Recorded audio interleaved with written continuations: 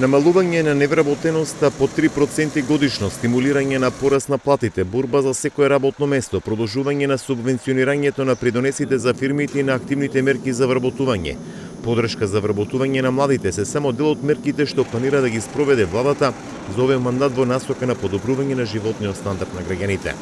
Завчера вице-премиерот за економски прашање Битики во Гевгелија кажа дека сакаа да го слушнат гласот на стопанствениците за да заеднички се креираат мерките. Низата на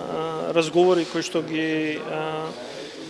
направивме изминативе 10 дена со стопанските комори и другите чинители во општеството за полесно справување со економските последици од пандемијата COVID-19, бевме во Гевгелија. Директно ги слушнавме забелешките од страна на стопанствениците, со што они се соочуваат. И искрено мислам дека само со еден ваков отворен диалог помеѓу сите чинители ќе се најдат правиот рецепт како да се надмине економската криза, која што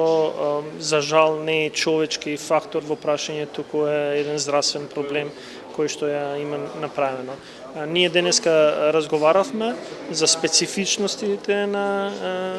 регионот во Гевгелија, на самите компании и мислам дека сме многу близко заедно со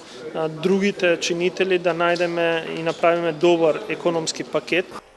Целта на владата во овој мандат е да успее да ја намали невработеноста за 3% на годишно ниво. За време на кризата предизвикана од COVID-19, велат од владата ќе се бора за секое работно место преку обезбедување на 2 милиарди динари секоја година за активните мерки за подршка на вработувањето и самовработувањето, подршка на секторите кои се најпогодени од кризата, предизвикани од епидемијата преку подршка на зачувување на работните места, како и продолжување на субвенционирањето на придонесите за фирмите.